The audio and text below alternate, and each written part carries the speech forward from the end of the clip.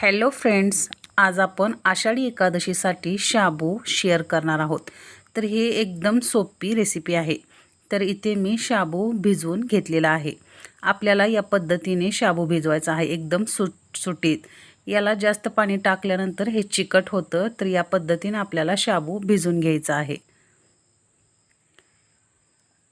तर आता इथे कढईमध्ये तेल ठेवलेलं आहे आणि याच्यात थोडे आपल्याला शेंगदाणे तळून घ्यायचे आहेत। याला जास्त तळायचे नाहीत, हलकेसे ब्राऊन होईपर्यंत आपल्याला याला तळून घ्यायचे आहेत। आता हे आपले तळून झालेले आहेत, तर याला मी साईडला काढून घेते।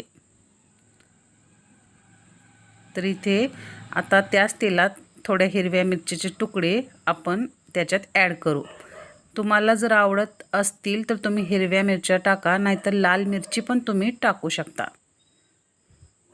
तर इथे मिरच्या आपल्या तळून झालेल्या आहेत, तर मी इथं बारीक कट केलेला बटाटा ह्याच्यामध्ये ॲड केला आहे आणि याला बी चांगलं मिक्स करून घ्यायचं आहे।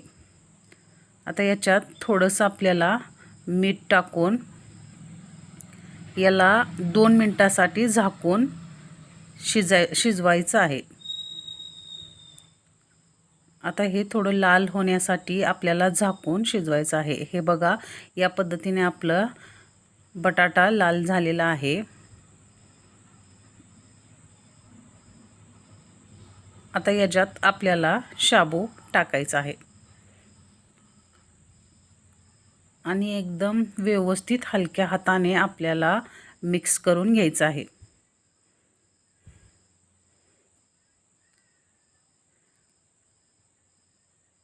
हे आपलं इथं मिक्स झालेलं आहे, तर आपल्याला चवीनुसार मीठ टाकायचं आहे।